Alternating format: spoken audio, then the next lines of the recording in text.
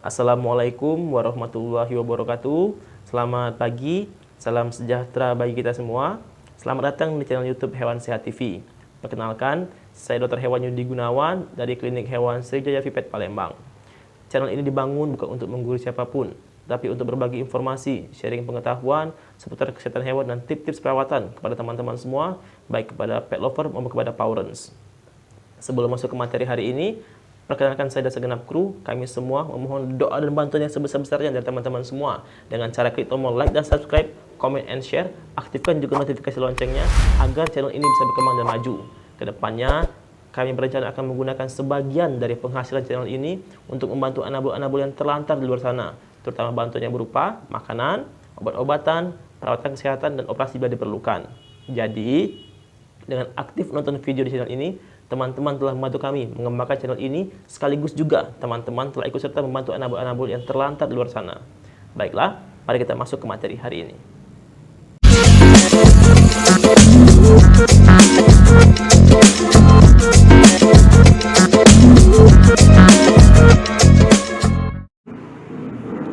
Halo teman-teman pawrens dan pet lover, berjumpa kembali bersama kami di channel Hewan Sehat TV. Semoga tidak bosan, semoga merasa terhibur, semoga merasa channel kami sudah memberikan manfaat buat pawrens, pet lover maupun untuk peternak dimanapun berada. Dan semoga teman-teman pawrens, peternak, pet lover selalu dalam kondisi yang sehat, berbahagia. Nah, di video kali ini kita akan sedikit berdiskusi, kita akan sedikit berbincang masalah mengobati anabul. Jadi, siapa kira-kira di antara teman-teman pawrens dan pet lover yang masih suka mengobati atau mencoba-coba mengobati anabulnya sendiri tanpa bantuan, tanpa instruksi, tanpa arahan dari dokter hewan? Saya yakin teman-teman pawrens dan pet lover tujuan dan niatnya baik sekali untuk mengobati anabulnya, baik itu anabul kucing, anabul anjing, kelinci dan sebagainya. Ingin segera menolong, ingin segera menyelamatkan, ingin segera anabulnya sembuh. Itu harapannya kan dari penyakit ketika anabulnya sedang diserang penyakit, ya. Bentar ya. Kita santai saja ya. Nah, terkait dengan itu, ternyata ada dua hal yang perlu teman-teman pawrens dan pet lover perhatikan. Dua hal ini adalah dua hal yang menurut kami berbahaya yang dapat terjadi kepada anabulnya ketika pawrens dan pet lover mencoba mengobati anabulnya tanpa instruksi, tanpa arahan, tanpa adanya petunjuk dari dokter hewan. Sebelum kita bicara dua hal tersebut, saya sedikit membahas masalah dehidrasi. Ya, seperti tadi saya minum ya, barusan saya minum untuk mengurangi dehidrasi atau mencegah dehidrasi supaya jangan sampai tubuh dehidrasi. Tubuh makhluk hidup, mamalia, baik itu manusia, kita manusia maupun anabul kucing, anabul anjing, anabul kelinci, anabul kera, anabul musang, sugar glider dan sebagainya, itu 70-80%-nya mengandung air. Air berfungsi untuk menjaga kestabilan atau homeostasis metabolisme fisiologis dalam tubuh agar tubuh senantiasa bisa bekerja dengan optimal, semua organ bisa bekerja dengan optimal mulai dari level organ, level jaringan sampai ke level sel. Lalu bagaimana yang terjadi ketika anabul mengalami dehidrasi? Apa kaitannya dehidrasi dengan pengobatan? Nanti kita akan sambungkan, kita akan kaitkan, kita akan tunjukkan benang merahnya, kita akan tunjukkan hubungannya antara dehidrasi dengan pengobatan. Jadi dehidrasi itu ada berbagai level. Dehidrasi umum seluruh tubuh ditunjukkan oleh kondisi yang pucat, kondisi yang mata tampak sayu. Kalau pada anabul itu biasanya kulitnya kalau ditarik itu lambat kembali lagi, gusi mulai putih, terus juga bibir kering. Kalau pada anabul juga hidungnya itu, sekitaran hidungnya pada anabul kucing, anabul anjing itu kering sekali. Itu juga bisa tanda demam dan tanda dehidrasi juga. Lemas, yang pasti lemas, tidak mau bergerak, cenderung pasif. Itu dehidrasi secara umum yang dapat kita lihat, yang dapat kita tampak dari luar gejalanya. Lalu lebih dalam, ada yang namanya dehidrasi level organ. Artinya ketika cairan dalam tubuh sudah mulai semakin sedikit jumlahnya, maka organ-organ di tubuh akan semakin berat fungsinya. Dan organ-organ tubuh akan mulai mengalami dehidrasi. Apa saja organ tersebut? Semua organ. Baik itu hati, ginjal, paru-paru, jantung, dan sebagainya. Otomatis mereka ketika dehidrasi harus bekerja ekstra untuk memenuhi kebutuhan atau metabolisme tubuh. Jantung berdetak lebih kencang. Napas lebih lambat karena dia harus menghemat energi, menghemat cairan di dalam badannya. Ginjal pun begitu, hati pun juga begitu. Lebih dalam lagi, ada yang namanya dehidrasi level sel. Tubuh anabul, jaringan atau organ, lalu lebih dalam lagi, lebih kecil lagi, itu ada dehidrasi level sel. Di level sel, ada yang namanya reseptor. Reseptor ini adalah reseptor yang berfungsi untuk berikatan dengan jaringan atau zat aktif dalam obat. Misal, kita ibaratkan reseptor itu adalah gembok. Lubang gembok itu memiliki ukuran yang spesifik, memiliki pasangan yang sangat khas, yang bisa disandingkan, yang bisa dihubungkan oleh cuman satu atau beberapa jenis kunci saja.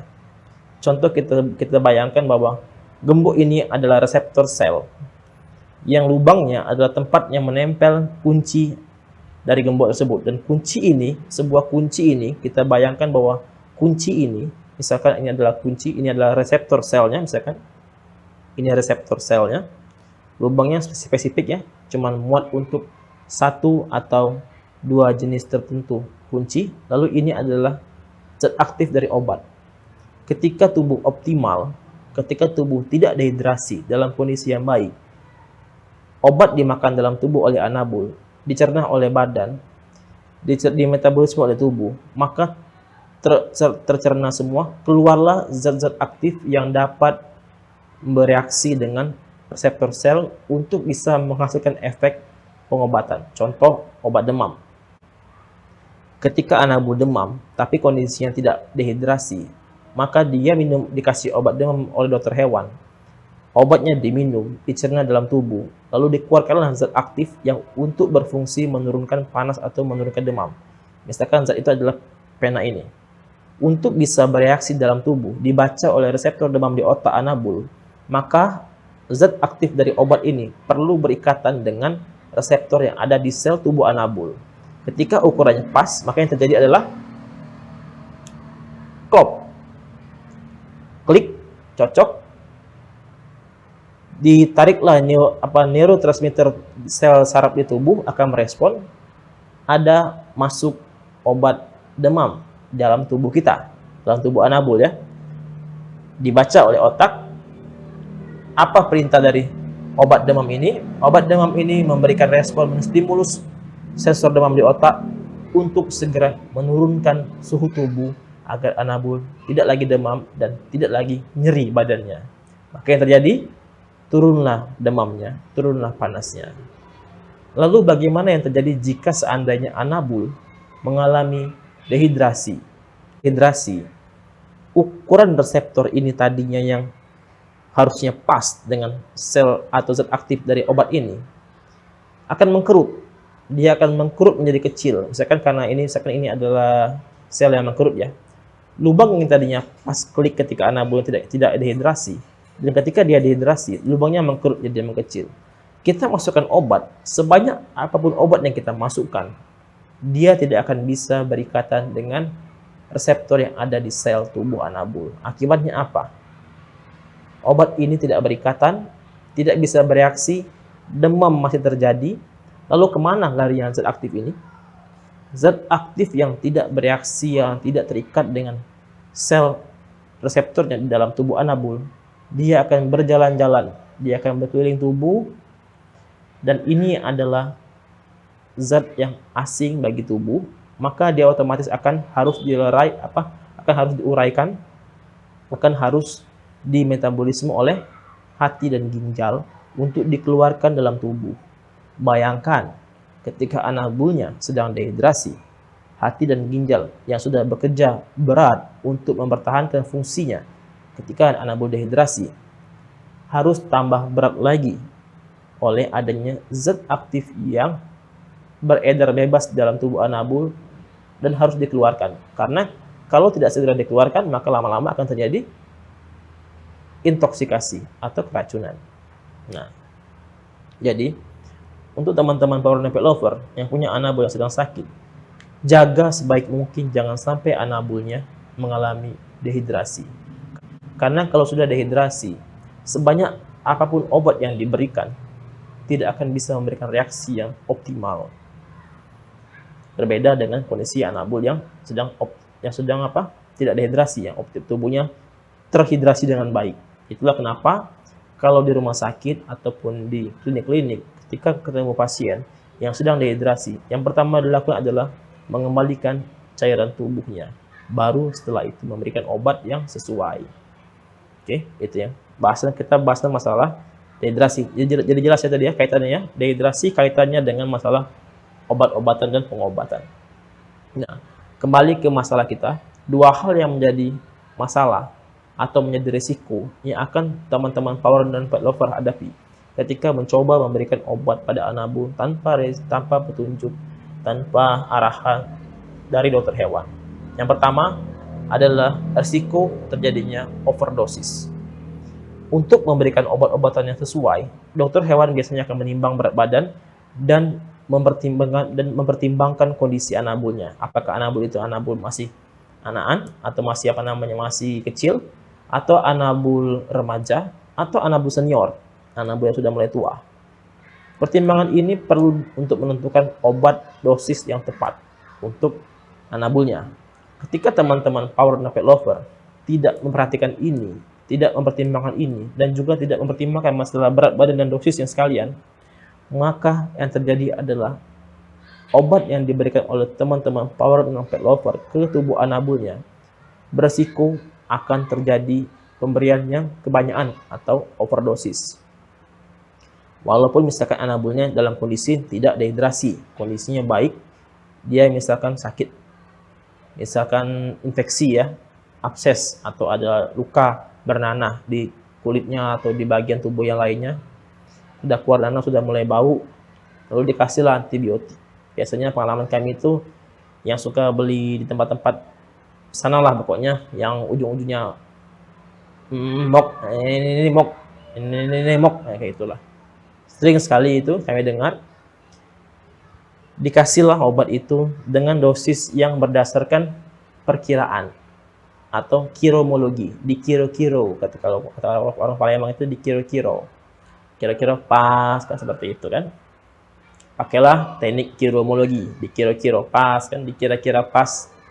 Ternyata overdosis. Tubuh misalkan jumlah kuman atau bakterinya 5. Masukin obat 7 atau 8. 5-nya untuk membunuh kuman atau bakterinya, pas habis. Lalu 3 yang lebih kemana? 3 yang lebih atau 2 yang lebih ini beredar dalam tubuh. Akhirnya karena ini adalah zat asing, benda asing dalam tubuh, maka akhirnya di metabolisme diuraikan oleh hati dan ginjal.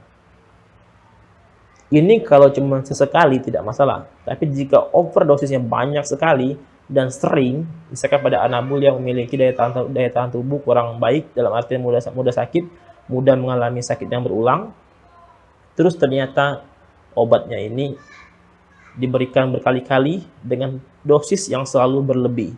Apa yang akan terjadi? Yang terjadi adalah akan terjadi kerusakan fungsi ginjal, kerusakan fungsi hati. Bisa terjadi masalah liver, bisa terjadi juga masalah kebocoran ginjal. Itu ya. Yang pertama masalah overdosis. Lalu yang kedua, sebaliknya yang dari yang pertama. Kalau tadi yang pertama adalah kelebihan dosis, kebanyakan dosis, maka yang kedua adalah kekurangan dosis. Kekurangan dosis juga cukup berbahaya atau sangat berbahaya untuk anabulnya. Karena apa? Karena akan memicu terjadinya resistensi mikroba atau resistensi contohnya bakteri lah. Bakteri atau kuman akan resisten, akan kebal terhadap obat-obatan yang biasa teman-teman pakai. Jadi, misalkan tadi ya, ini MOX, ini MOX, misalkan ya. Terus ngasih obatnya misalkan biasa ngasih untuk yang ukuran dewasa, dikasihlah pas kan. Terus tiba-tiba atau ngasih yang anak-anak misalkan ke dokter hewan nih, ke dokter hewan dikasih obat racikan, ini untuk yang kucing dewasa, misalkan untuk anjing dewasa, anak bul anjing, anak bul kucing dewasa, anak bul kelinci dewasa. Terus di rumah katanya ada anaknya atau keponakannya, cucunya dari anabul ini yang sakit juga, dikasihlah dikasihlah obatnya. Sebaliknya misalkan ini yang berobat adalah anabul anak kitten atau papis, terus tiba-tiba bapaknya, kakaknya sakit juga, gejalanya sama misalkan kan, dikasihlah obat milik si anabul yang kecil ini tadi ke yang dewasa. Dosisnya tadi di kiro-kiro tadi, di kiromologi, kiro-kiro pas kan, kira-kira cukup kan, seperti itu. Ternyata di dalam tubuh anabul kuranglah dosisnya tadi. Apa yang akan terjadi? Kuman dalam tubuh anabul yang obat diberikannya dalam dosis yang kurang, kumannya akan tumbuh, berkembang. Misalkan kumannya ada 7 atau 8, obat yang dimasukin dosisnya cuma 5. Dari 8 ini 5 mati misalkan kan, karena tadi obatnya 5 kan, 5 mati. 3 kuman ini, 3 bakteri yang masih bertahan hidup ini, dia ini kan akan beradaptasi, dia akan bereplikasi lagi, dia akan memperbanyak diri, dan dia sudah pernah merasakan obat tadi kan. Oh, ini obat ini bisa membunuh kami nih. Artinya kedepannya kami harus bereplikasi, harus memperbanyak diri, dan menguatkan tubuh terhadap obat tersebut. Ketika dikasih obat yang sama, misalkan sakitnya berulang lagi nih, misalkan kumat lagi penyakitnya, dikasihlah obat yang sama dengan dosis yang sama, 5 lagi, nggak cukup lagi. Mungkin 5 ini cuma bisa membunuh 1, atau bahkan cuma setengahnya saja. Sisanya semakin kuat dan semakin kuat. Apa yang akan terjadi ketika resistensi ini semakin parah? Maka anabul akan semakin sulit untuk diberikan pengobatan. Siapa yang akhirnya mengalami masalah? Power and lover sebagai pemiliknya, sebagai orang tuanya, dan anabul yang lebih mengalami efek jangka panjangnya. Dia akan ketika dia mulai sakit lagi atau kumat lagi penyakitnya, mau tidak mau, dia harus menggunakan obat atau dosis yang lebih tinggi lagi. Masalah lagi, lebih tinggi lagi. Masalah lagi, lebih tinggi lagi, dan seterusnya. Jadi kasihan anabulnya, dan teman-teman power dan lover juga pasti akan susah di kemudian hari.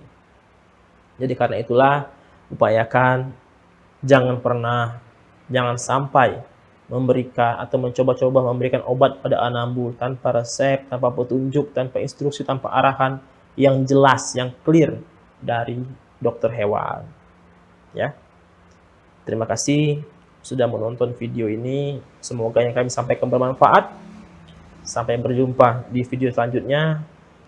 Kami juga tidak lupa selalu mengingatkan teman-teman power pet lover maupun teman-teman peternak dimanapun berada, bantu kami untuk mengembangkan channel ini dengan cara subscribe, like, comment, dan share, supaya kita semakin berkembang dan bisa semakin banyak memberikan bantuan, pengetahuan, maupun sebagainya kepada yang membutuhkan, terutama kepada power pet lover dan peternak. Baiklah, sekali lagi terima kasih. Salam sehat selalu.